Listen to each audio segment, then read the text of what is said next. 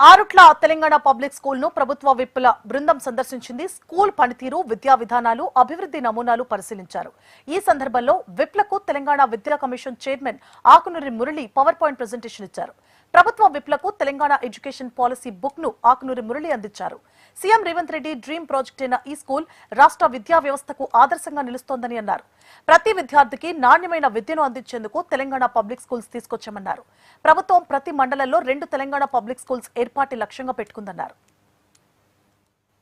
ఈరోజు ఆరుట్ల తెలంగాణ పబ్లిక్ స్కూల్కి 9 మంది శాసనసభ శాసన మండలి విప్పులు ఇక్కడ రావడం జరిగింది. అట్లాగే స్థానిక ఆనరబుల్ ఎమ్మెల్యే గారు, ఇబ్రహీంపట్నం ఎమ్మెల్యే గారు కూడా విజిట్ చేయడం జరిగింది. ముఖ్యమంత్రి గారు వీళ్ళకి ఇన్స్ట్రక్షన్స్ ఇవ్వడం జరిగింది. అంటే ఇది చూస్తుంటే బాగుంటుంది, మనం దీని గురించి ప్లాన్ చేసుకోవచ్చు అనే ఉద్దేశంతో ముఖ్యమంత్రి గారు వీరికి సూచన ఇస్తే వారు ఇక్కడ విజిట్ చేయడం జరిగింది. చాలా విషయాలు తెలుసుకున్నారు. ఇక్కడ ఈ స్కూల్ ఎట్లా పనిచేస్తుంది, సో ఇక్కడ తల్లిదండ్రుల పాత్ర ఎట్లా ఉంది, సో ఇన్ఫ్రాస్ట్రక్చర్ ఎట్లా బిల్డ్ చేశాము, సో ఇవన్నీ మొత్తం సౌకర్యాన్ని కూడా చూశారు.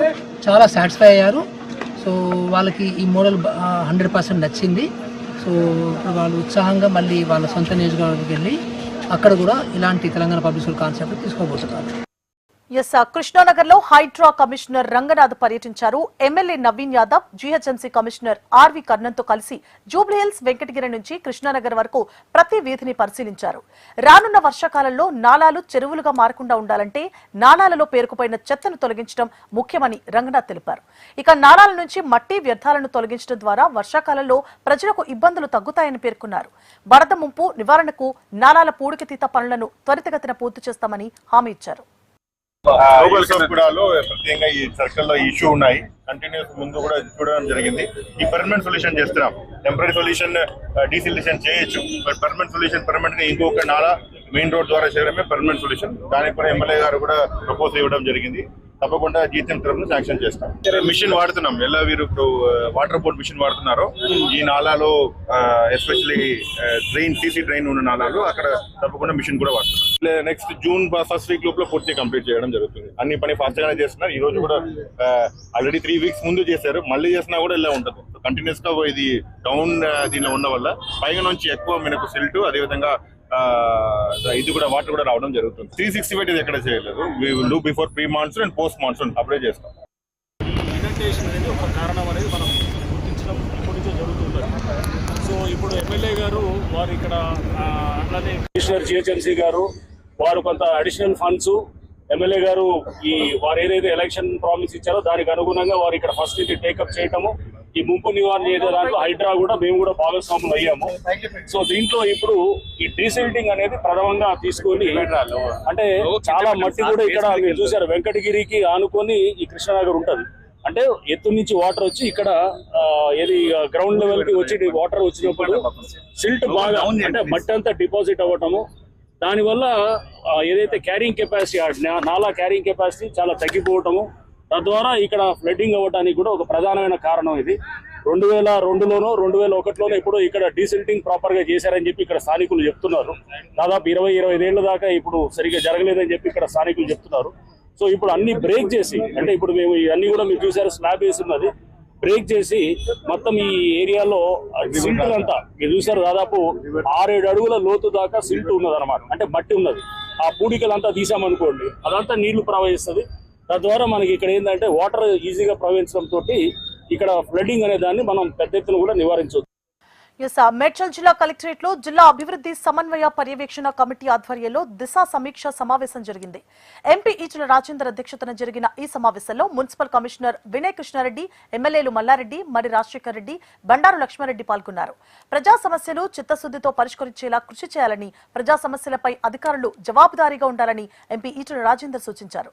మల్కాజ్గిరి పార్లమెంట్ పరిధిలో డబుల్ బెడ్రూమ్ ఇళ్లను స్థానికత గురించి అర్హులైన పేదలకు కేటాయించాలని ప్రభుత్వాన్ని డిమాండ్ చేశారు.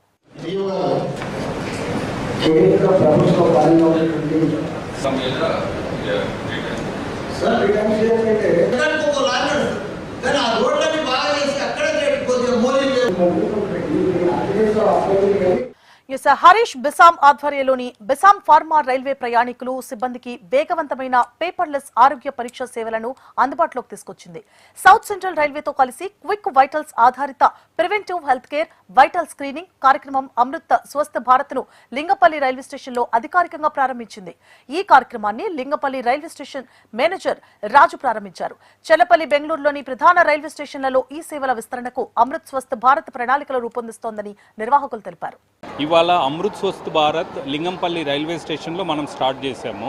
సో ఇందులో ఏంటంటే అందరికీ ఉపయోగపడే విధంగా ప్యాసింజర్స్ కానివ్వండి, రైల్వే స్టాఫ్ కానివ్వండి, హెల్త్ చెక్ చేసుకోవడానికి 1 నిమిషంలో ఫేషియల్ స్కాన్ ద్వారా blood pressure, heart rate, stress levels, oxygen levels ఇట్లా ఎన్నో టెస్టులు 1 నిమిషంలో టెస్ట్ చేసుకొని వెంటనే రిపోర్ట్ చూసుకోవడం కానీ, వాళ్ళ మెయిల్ ఐడికి రిపోర్ట్ వెళ్ళడం కానీ, దానివల్ల అనాలిసిస్ చేసుకోవడము.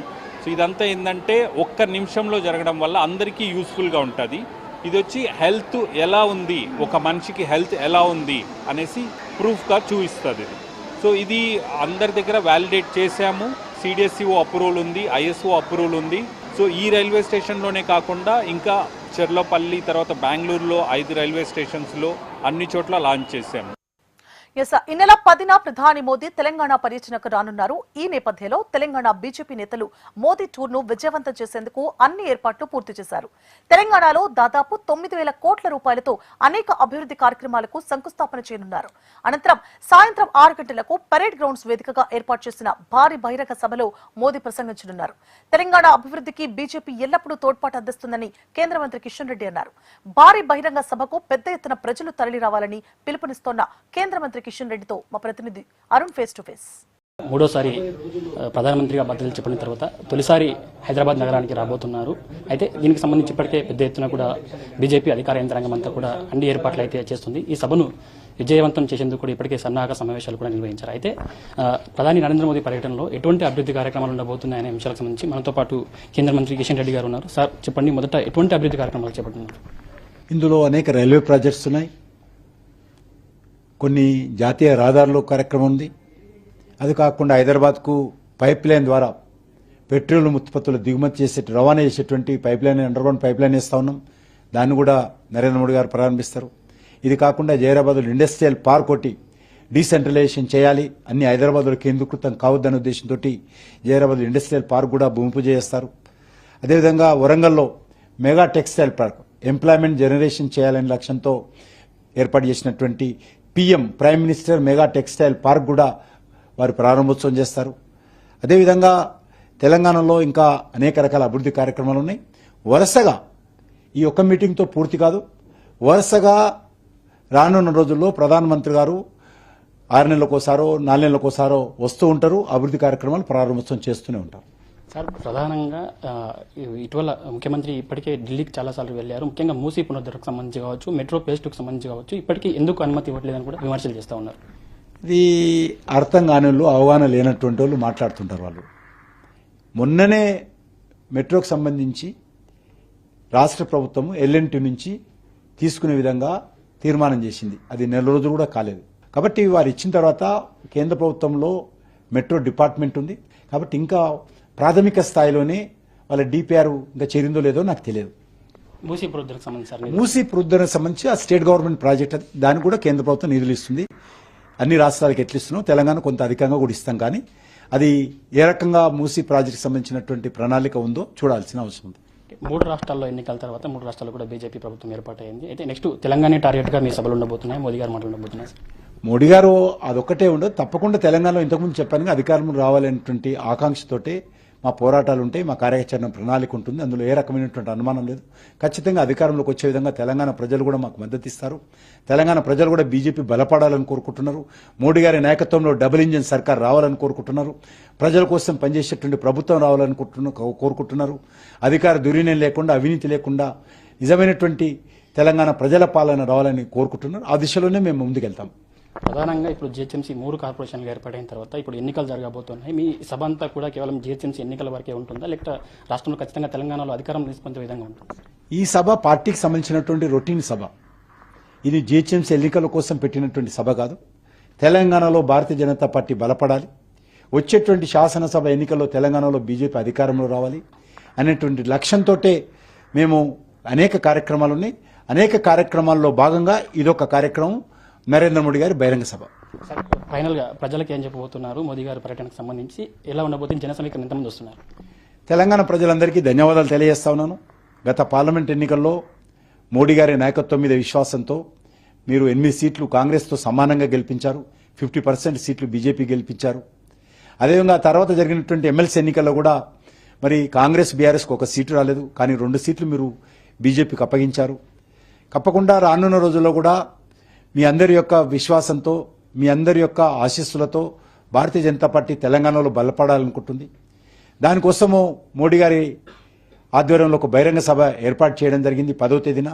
దానికి మీరు అందరూ వచ్చి నరేంద్ర మోడీ గారిని ఆశీర్వదించాల్సిందిగా, భారతీయ జనతా పార్టీకి మద్దతు ప్రకటించాల్సిందిగా అన్ని వర్గాల ప్రజలను కోరుతా ఉన్నాను. అదేవిధంగా మోడీ గారు కూడా మీ అందరికీ ఆ వేదిక ద్వారా మరోసారి మీకు అందరికీ కృతజ్ఞతలు, ధన్యవాదాలు తెలియజేస్తారు. కాబట్టి అన్ని వర్గాల ప్రజలు కూడా 10వ తేదీ సాయంకాలం 4 గంటలకు జరిగేటువంటి బహిరంగ సభలో పాల్గొనాల్సిందిగా ఆహ్వానిస్తున్నాను. Thank you sir. ఇది మొత్తంగా ఈ నెల 10వ తేదీన ప్రధానమంత్రి నరేంద్ర మోడీ పర్యటనకు సంబంధించి కూడా ఇప్పటికే బీజేపీ యంత్రాంగం అంతా కూడా అన్ని ఏర్పాట్లు పూర్తి చేసింది. ఇప్పటికే పార్లమెంట్ ఎన్నికల్లో 8 సీట్లు ఇచ్చారు. ఎమ్మెల్సీ ఎన్నికల్లో 2 సీట్లు బీజేపీకి తెలంగాణ ప్రజలు కట్టబెట్టడం జరిగింది. అదేవిధంగా రాబో రోజుల్లో కూడా తెలంగాణలో ప్రధానంగా బీజేపీ పార్టీని అధికారంలోకి తీసుకొచ్చేందుకు కూడా ఖచ్చితంగా ప్రయత్నం చేస్తామని కూడా మనతో పాటు కేంద్ర మంత్రి కిషన్ రెడ్డి గారు చెప్తున్న పరిస్థితి. ప్రధానంగా పెద్ద ఎత్తున కూడా జనాలంతా కూడా పరేడ్ గ్రౌండ్ కు మోదీ సభకు రావాలని కూడా పిలుపునిస్తున్నారు. వీడియో జర్నలిస్ట్ సతీష్తో అరుణ్, HMTV, హైదరాబాద్. వేసవి సెలవుల్లో పిల్లలు ఆటల పాటలతో పాటు కొత్త విషయాలు నేర్చుకుంటున్నారు. ఈ నేపథ్యంలో నగరంలో అనేక చోట్ల సమ్మర్ క్యాంప్స్ నిర్వహిస్తున్నారు. పిల్లల్లో దాగి ఉన్న ప్రతిభను వెలికి తీయడానికి ఈ క్యాంప్స్ ఎంతో ఉపయోగపడుతున్నాయి. Dance, singing, drawing, skating, yoga, computer skills వంటి పలు కార్యక్రమాలు నిర్వహిస్తున్నారు. తల్లిదండ్రులు కూడా పిల్లలను మొబైల్ ఫోన్లకు దూరంగా ఉంచి వారిలో క్రియేటివిటీ పెంచేందుకు ఈ క్యాంప్స్ కు పంపిస్తున్నారు. దీనికి సంబంధించిన మరింత సమాచారాన్ని మా ప్రతినిధి అలెక్కి అందిస్తారు. వేసవి సెలవులు వచ్చేసాయి. ఇంకా ఏ ఇంట్లో చూసినా కానీ పిల్లల అల్లరే కనబడుతుంది. అయితే పిల్లలను అల్లరి నుంచి కంట్రోల్ చేయడానికి, అదేవిధంగా వారిపైన వారికి కాన్ఫిడెన్స్ పెంచేందుకు ఏదో ఒకటి సమ్మర్లో నేర్చుకోవడానికి ఇప్పటికే చాలా చోట్ల కూడా సమ్మర్ క్యాంప్స్ ప్రారంభమయ్యాయి. నగరంలో కూడా చాలా చోట్ల, కొన్ని చోట్ల ఉచితంగా సమ్మర్ క్యాంప్ని అయితే అందుబాటులోకి తీసుకొచ్చారు పిల్లల కోసం. అదేవిధంగా పిల్లలకు అంటే స్పోర్ట్స్ విషయంలో కావచ్చు, అలాగే ఆర్ట్స్, అలాగే స్విమ్మింగ్, ఇలా ప్రతి వివిధ రకాల స్పోర్ట్స్లో పిల్లలకు శిక్షణ ఇవ్వడం జరుగుతుంది. అంటే వారిపైన వారికి ఒక కాన్ఫిడెంట్ని పెంచుకునేందుకు ఈ సమ్మర్ క్యాంపులు ఒక గొప్ప అవకాశం అని చెప్పుకోవచ్చు. అంటే కొత్త విషయాలు నేర్చుకునే అవకాశం ఉండడంతో పేరెంట్స్ కూడా ఇప్పుడు పిల్లలను సమ్మర్ క్యాంపుకు పంపించేందుకు ఎక్కువగా ఆసక్తి చూపిస్తున్నారు. అంటే వేసవి సెలవులు అంటేనే పిల్లలకు ఫస్ట్ గుర్తొచ్చేది అమ్మమ్మ వాళ్ళ ఇల్లే. అంటే ఆటలు, పాటలు, బంధువులతో కాలక్షేపం చేస్తూ సెలవులను ఆనందంగా గడిపేస్తుంటారు. కానీ ఇప్పుడు పిల్లలను సమ్మర్ క్యాంపులకు పంపించేందుకు మాత్రం పేరెంట్స్ ఎక్కువగా ఆసక్తి చూపిస్తున్నారు. ఎందుకంటే ఏదో ఒకటి నేర్చుకోవాలి అనండి. అంటే ఫిజికల్గా కూడా వాళ్ళు చాలా యాక్టివ్గా ఉంటారు. వారిపైన వారికి చాలా కాన్ఫిడెంట్ లెవెల్స్ పెరుగుతాయి. అయితే ఇప్పుడు పిల్లలు ఎక్కువగా షటిల్, బ్యాడ్మింటన్, అలాగే స్కేటింగ్ వీటిని ఆడేందుకు ఎక్కువగా ఇష్టపడుతుంటారు. ప్రస్తుతం ఎక్కడ చూసినా కానీ స్కేటింగ్, అలాగే షటిల్, బ్యాడ్మింటన్ గేమ్స్ ఎక్కువ కనబడుతున్నాయి. అదేవిధంగా అంటే ఇట్లాంటి సమ్మర్ క్యాంప్లో పార్టిసిపేట్ చేస్తే వారికి ఏదైతే వారికి ఇంట్రెస్ట్ ఉందో ఆ గేమ్ని వాళ్ళు నేర్చుకోగలుగుతారు. అలాగే వారిపైన కాన్ఫిడెంట్ పెంచుకోవడం కానీ, ఇక్కడ పరిచయం అయ్యే ఫ్రెండ్స్తో కూడా వాళ్ళు మాట్లాడడానికి ఇంట్రెస్ట్ చూపించడం, అలా కొత్త ఫ్రెండ్స్ని చేసుకోవడం కూడా వాళ్ళకి అలవాటు అవుతుంది. అంటే పిల్లల క్యాంపులో కొత్త విషయాలు నేర్చుకొని వాటిని ప్రదర్శించడం ద్వారా తమపై తమకు నమ్మకాన్ని పెంచుకుంటారు. అంటే ఇదే వారి భవిష్యత్ వ్యక్తిత్వ వికాసానికి ఎంతో మేలు చేస్తుంది. అంతేకాకుండా ఈ సమ్మర్ క్యాంపులో పిల్లలకు ఒక మంచి అవకాశం అన్నట్టు. అంటే తల్లిదండ్రులు కూడా పిల్లలను కంప్యూటర్ కావచ్చు, ఆర్ట్స్, స్పోర్ట్స్ ఇలాంటి వాటికి పంపించడం వల్ల పిల్లలు ఎంతో కొంత నేర్చుకొని వాటిని భవిష్యత్తులో ఉపయోగించుకునే విధంగా ఈ సమ్మర్ క్యాంపులు అయితే పనిచేస్తాయి. చాలా వరకు కూడా ఈ సమ్మర్ క్యాంప్స్ కొన్ని చోట్ల అయితే, కొన్ని ప్రాంతాలలో ఉచితంగా ఏర్పాటు చేశారు. కొన్ని అయితే అమౌంట్ ఇచ్చి మరి నేర్చుకునే విధంగా ఉన్నాయి. అంటే ఇప్పుడు సమ్మర్ అంతా స్టార్ట్ అయింది. అన్ని చాలా స్పోర్ట్స్ ఇంకా సమ్మర్ క్యాంప్స్లో ఉన్నాయి. స్విమ్మింగ్, బాస్కెట్బాల్ అవన్నీ, ఇంకా బ్యాడ్మింటన్ కూడా ఉంది. అందుకనే టైం వేస్ట్ చేద్దాం బ్యాడ్మింటన్ చేరా. అంటే ఇక్కడ ఫెసిలిటీస్ చాలా బాగున్నాయని కూడా తెలిసాయి. మంచి ఇండోర్ కోర్ట్స్ అంటే సింథటిక్ కోర్ట్స్ చాలా మంచిగా ఉన్నాయి. సో అందుకని సర్స్ కూడా చాలా బాగా చెప్తున్నారు. సో అందుకని జాయిన్ అయ్యాను. So summer camp uses many చాలా యూజెస్ ఉంటాయి. ఫర్ ఎగ్జాంపుల్ ఇప్పుడు ఫిట్నెస్ కోసం రావచ్చు, గేమ్ కూడా ఇంప్రూవ్ అవుతాయి. ఈ టైంలో కొత్త ప్లేయర్స్ కూడా, ఇంకా మా పేరెంట్స్తో దెబ్బలు తినకుండా మేము ఇక్కడ ఎంజాయ్ చేసుకోవచ్చు. సో చాలా యూజెస్ ఉంటాయి ఇక్కడ. ఇది డాన్ బాస్కోలో ఇక్కడ సమ్మర్ క్యాంప్ చెప్తున్నారు. కొత్త హాబీ ఏదన్నా కావాలనుకుంటే ఇది ద బెస్ట్ ప్లేస్ యాక్చువల్గా. నన్ను మా మమ్మీ ఇక్కడికి షటిల్ నేర్చుకోవడానికి, బ్యాడ్మింటన్ నేర్చుకోవడానికి పంపించింది. అండ్ కొత్త హాబీ యాక్చువల్గా ఇట్స్ వెరీ నైస్. కోచెస్ కూడా చాలా ఫ్రెండ్లీగా ఉంటారు. మీరు పంపించాలి మీ పిల్లల్ని, చాలా డెఫినెట్గా it's a very good place to learn badminton. పిల్లలంతా కూడా ఇంట్లో గడపకుండా ఏదో ఒక విషయాన్ని కొత్తగా నేర్చుకోవాలి, కొత్తగా ఫ్రెండ్స్ని చేసుకోవడానికి, వారిపైన వారికి కాన్ఫిడెన్స్ పెంచుకోవడానికి అయితే ఈ సమ్మర్ క్యాంప్స్ చాలా బాగా ఉపయోగపడతాయి. ముఖ్యంగా చాలా వివిధ రకాల స్పోర్ట్స్ని నేర్పించడం కావచ్చు, కంప్యూటర్ ట్రైనింగ్ కావచ్చు, లీడర్షిప్ క్వాలిటీస్ పెంచుకునే క్యాంప్స్ కావచ్చు, ఇలాంటివి చాలా క్యాంప్స్ ఉన్నాయి. చాలా క్యాంప్స్ అందుబాటులో ఉన్నాయి. పేరెంట్స్ కూడా పిల్లలని ఇలాంటి క్యాంప్స్కి పంపించేందుకు ఎక్కువ మంది అయితే ఆసక్తి చూపిస్తున్నారు. వీడియో జర్నలిస్ట్ రవితో లెక్క, హెచ్ఎం టీవీ, హైదరాబాద్. భాగ్యనగరానికి ప్రాణమిచ్చిన ఉస్మాన్ సాగర్, హిమాయత్ సాగర్ జంట జలాశయాలకు గుర్తుగా ఖైరతాబాద్ జంక్షన్ లో నమూనాలు ఏర్పాటు చేశారు. అయితే సుందరీకరణ పేరుతో లక్షల రూపాయలు ఖర్చు చేసినప్పటికీ వాటి నిర్వహణ, పరిరక్షణ ప్రశ్నార్థకంగా మారింది. అధికారులు కేవలం రూపకల్పనలో దృష్టి పెట్టి దీర్ఘకాలిక నిర్వహణను గాలికొదిలేశారు. దీనికి సంబంధించిన మరింత సమాచారాన్ని మా ప్రతినిధి ప్రియాంక అందిస్తారు. ఖైరతాబాద్ చౌరస్తాలో నగర చారిత్రక వారసత్వం గురించి చాటి చెప్పే విధంగా ఏర్పాటు చేసిన ఉస్మాన్ సాగర్, హిమాయత్ సాగర్ నమూనాలు ఇప్పుడు అధ్వానంగా తయారయ్యాయి.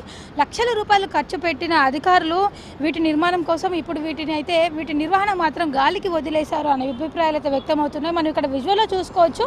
హిమాయత్ సాగర్, ఉస్మాన్ సాగర్ అనే నేమ్ బోర్డులు కూడా చెల్లా చెదరైపోయాయి. మొత్తం కూడా సరైన నిర్వహణ లేకపోవడంతో కూడా చుట్టుపక్కలంతా కూడా ఇష్టం వచ్చినట్టుగా చెట్లు కూడా పెరిగిపోయాయి. అయితే మనం ఇక్కడ చూసుకోవచ్చు, చూపర్లను ఎంతగానో ఆకట్టుకున్నాయి స్టార్టింగ్లో కూడా. కానీ ఇప్పుడైతే ఇవి సరైన పర్యవేక్షణ లేక కూడా రూపురేఖలు అయితే కోల్పోతున్నాయి.